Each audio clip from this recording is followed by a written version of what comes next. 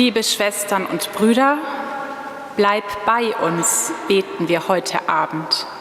Das Team Ephata begrüßt Sie alle sehr herzlich.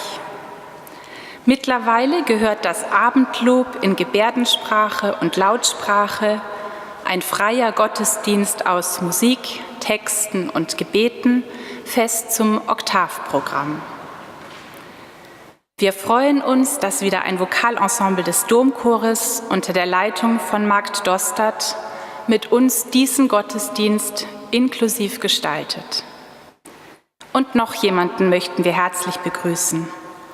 Eine Gruppe aus der Pfarrei Walverdange zusammen mit ihrem Pastoralreferent Carsten Steil. Wir haben uns an einem Abend getroffen, um uns kennenzulernen.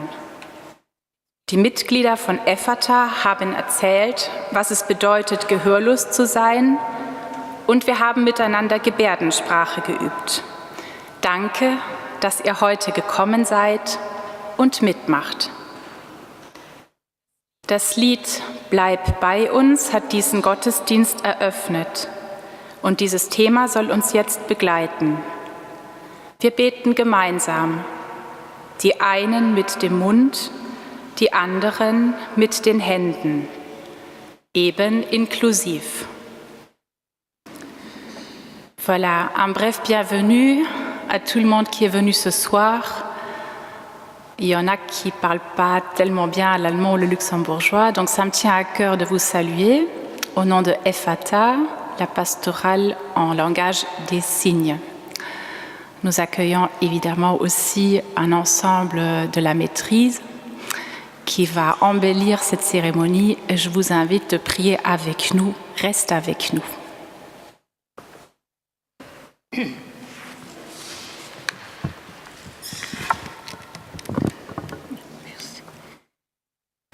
Lebendiger Gott, seit dem Morgen der Schöpfung hast du uns ins Leben gerufen. Dein Sohn Jesus Christus hat uns die Botschaft vom Leben gebracht. Nach seinem Leiden und Sterben hast du ihn nicht ins Grab gelassen. Du hast ihn auferweckt und so deiner Schöpfung neu das Leben geschenkt. Bleib bei uns, auch in unserer Zeit und in unserer Welt. Bleibe bei uns, wenn Gewalt und Not das Leben von vielen Menschen bedroht. Bleibe bei uns, wenn Sorgen uns quälen und wenn Probleme und Gefahren übergroß erscheinen. Bleibe bei uns mit deinem Geist und mit deiner Kraft. Dann folgen wir Jesus auf dem Weg des Lebens. Darum bitten wir jetzt und immer bis in Ewigkeit. Amen.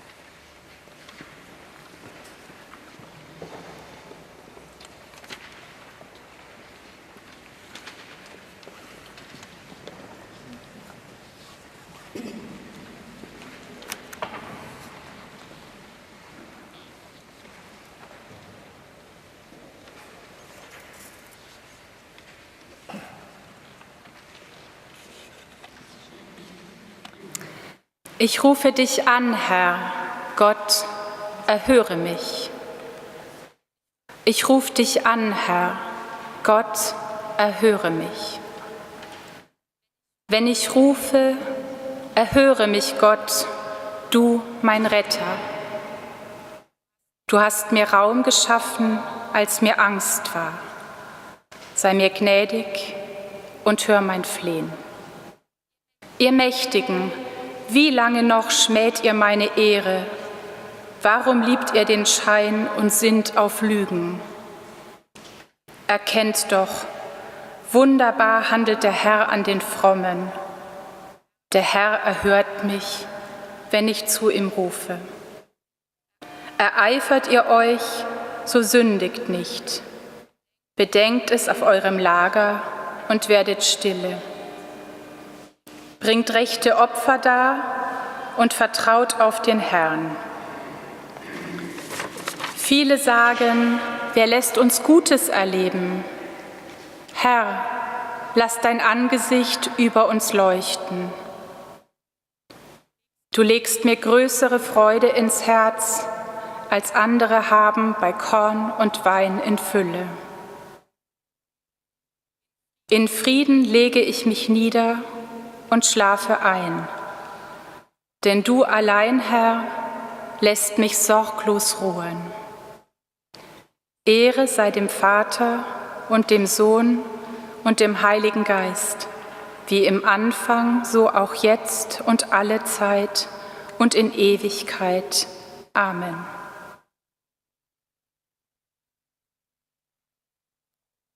Ich rufe dich an, Herr, Gott, erhöre mich. Ich rufe dich an, Herr, Gott, erhöre mich.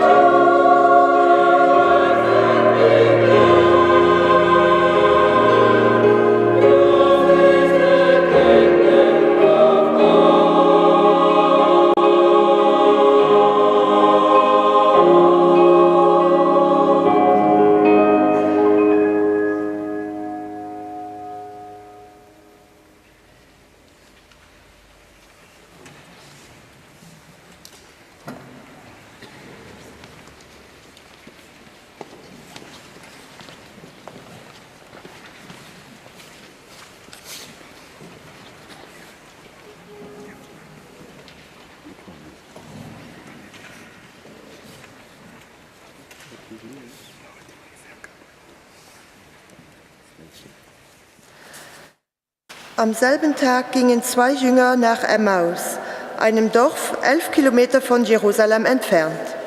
Unterwegs sprachen sie miteinander über die Ereignisse der vergangenen Tage. Während sie sich unterhielten und nachdachten, kam Jesus selbst hinzu und ging mit ihnen. Aber sie, wie mit Blindheit geschlagen, erkannten ihn nicht. »Worüber sprecht ihr da miteinander?« wollte Jesus wissen.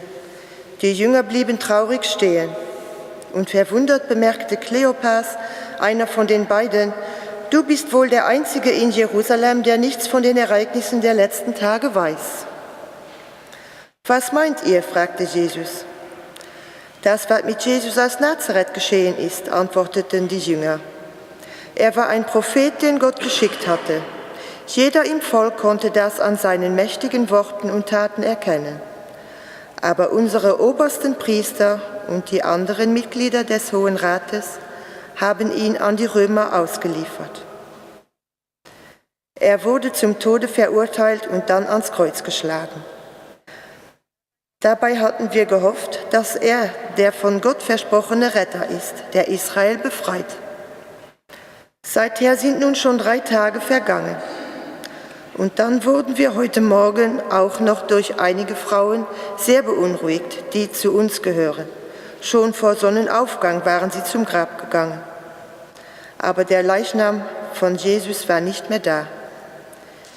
Die Frauen kamen zurück und erzählten, ihnen seien Engel erschienen, die sagten, Jesus lebt.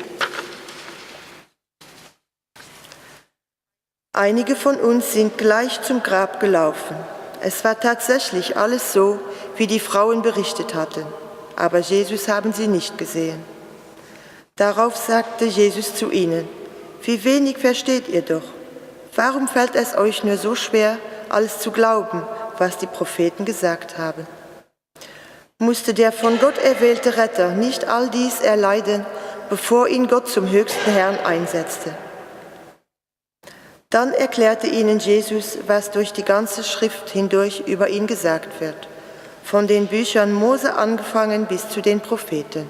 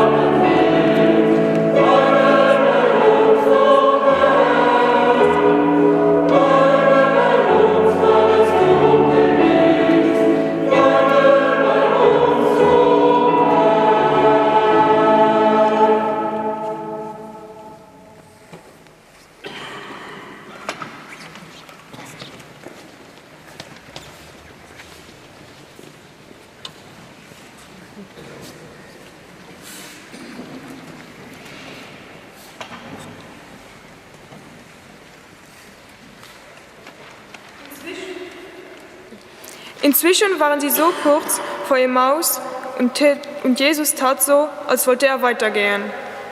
Deshalb drängten ihn die Jünger: Bleibe doch über Nacht bei uns. Es ist spät und wird schon dunkel.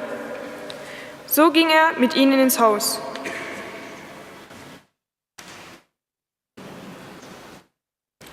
Als Jesus sich mit ihnen zum Essen niedergelassen hatte, nahm er das Brot, dankte Gott dafür und brach es in Stücke und gab es ihnen.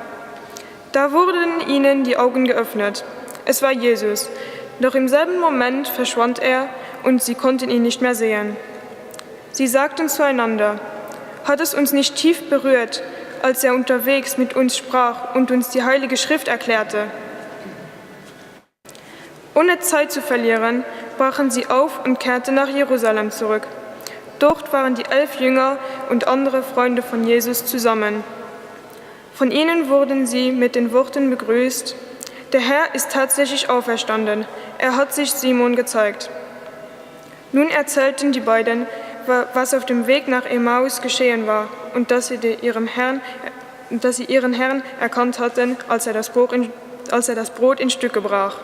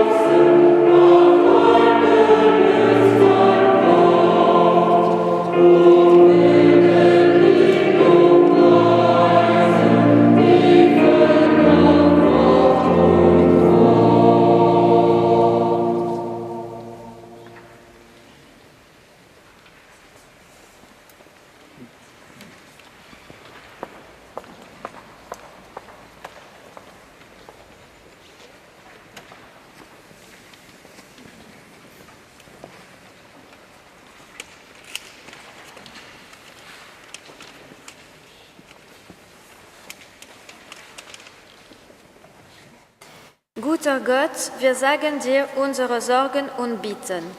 Wir beten für die Kirche heute besonders für alle, die zur Mutter Gottes Oktave hierher in die Kathedrale kommen, für alle, die Zweifel suchen und sorgen.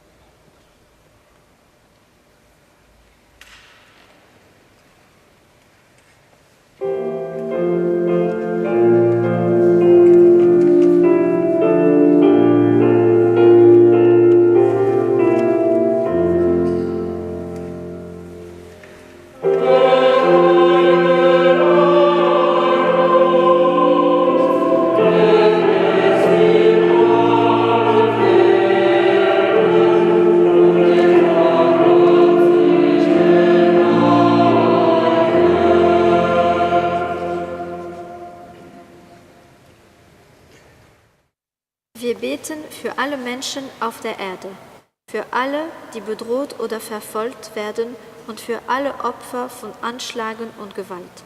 Bitte gib uns allen Gerechtigkeit, Frieden und Solidarität.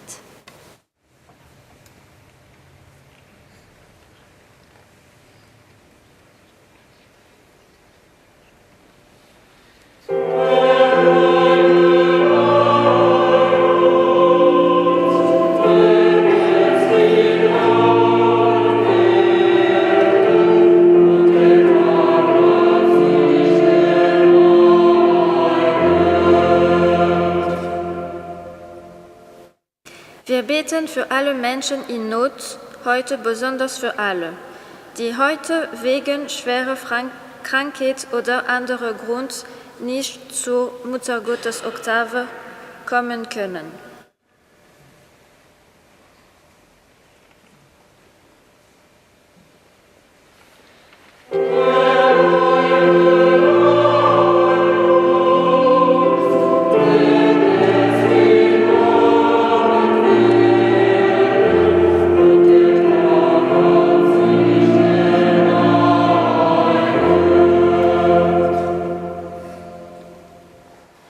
Wir beten für unsere Familien und Freunde und für unsere Gemeinschaften, heute besonders für die Gehörlosen, Schwerhörigen und CI-Träger, für die gebärdensprachliche Seelsorge, EFATA, für die Vereine DAFLUX, LACI und WGSL, für die Sozial- und Dolmetschdienste bei der Solidarität mit Hörgeredigten in Luxemburg.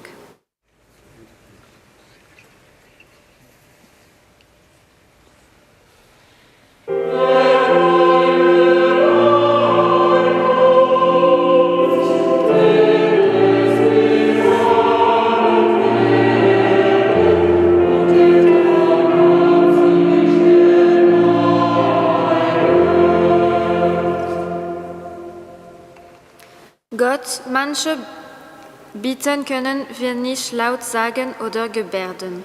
Sie sind ganz tief in unserem Herzen. Du siehst sie und weißt, was wir brauchen. Maria, Trösterin der Betrübten, bitte für uns bei Gott, unserem Vater. Amen.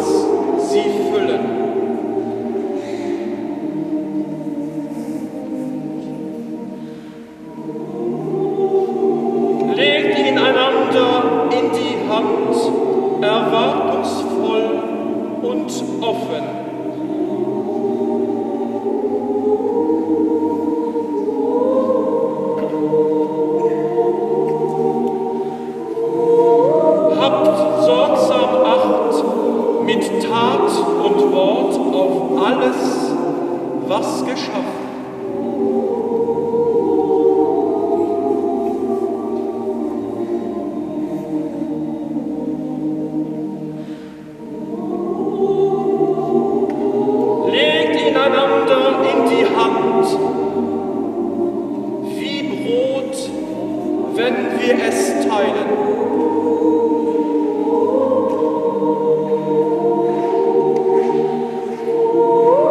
Blickt allen freundlich ins Gesicht.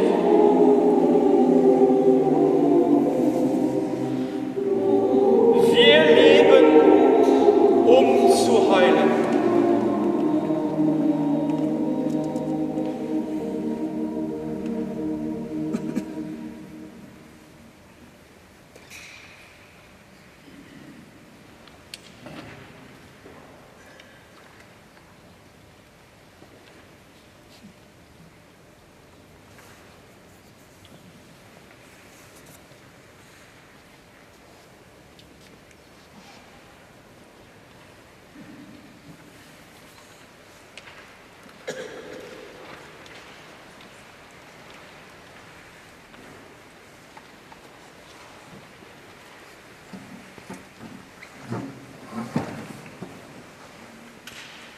Wir beten zur Summe den Eise Pop, Vater unser.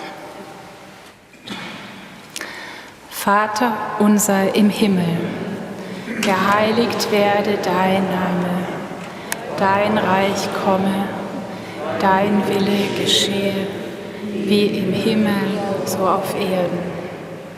Unser tägliches Brot gib uns heute und vergib uns unsere Schuld, wie auch wir vergeben unseren Schuldigern. Und führe uns nicht in Versuchung, sondern erlöse uns von den Bösen. Denn dein ist das Reich und die Kraft und die Herrlichkeit in Ewigkeit. Amen.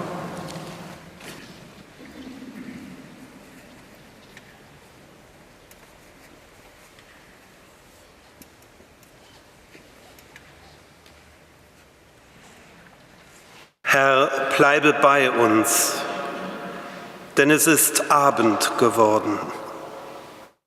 Die Sonne geht unter. Bleibe bei uns mit deinem Wort und Segen. Bleibe bei uns mit deinem Sakrament. Bleibe bei uns, wenn die Nacht des Todes zu uns kommt, und schenke uns morgen dein Licht. Herr, segne uns und beschütze uns. Lass dein Angesicht über uns leuchten, schenke uns deinen Frieden. So bitten wir dich, Gott, Vater und Sohn und Heiliger Geist. Wer möchte, ist jetzt eingeladen, nach vorn zu kommen und sich mit dem Oster- oder Weihwasser zu bekreuzigen.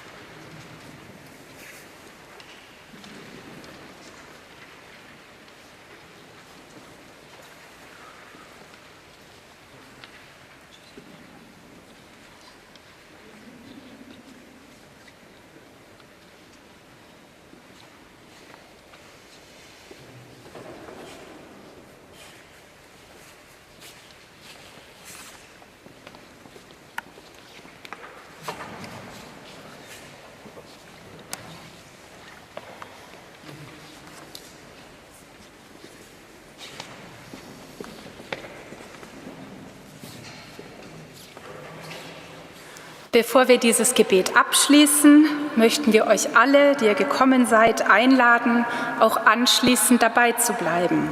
Wir gehen aufs Märtchen zu Kessel, seid alle herzlich willkommen. Herzlichen Dank euch allen, die ihr heute euren Weg hierher gefunden habt. Danke dir, Carsten, und deinen Ehrenamtlichen für eure Offenheit und die schöne Begegnung, die wir hatten. Danke euch, liebe Sängerinnen und Sänger der Metris, und dank dir, Marc, für die Leitung. Und Dank natürlich auch unserem fleißigen Gebärdenchor. Danke euch allen, die ihr Ephata seid. Ihr habt mich vieles gelehrt in den letzten Jahren und ich bin sehr froh, mit euch Glauben teilen zu dürfen. Ihr macht die Kirche reicher. Und ein letzter Dank geht an Ralf Schmitz, dem Pfarrer der katholischen Gehörlosengemeinde in Trier, der uns sehr viel bei Ephata hilft und heute den Gebärdenchor geleitet hat. Mit dir, lieber Ralf, ist vieles möglich und du schenkst uns sehr viel. Du hast gestern einen runden Geburtstag gefeiert. Heute möchten wir dir alle herzlich dazu gratulieren, dir Gesundheit, Freude und Gottes Segen wünschen. Und wir singen auch.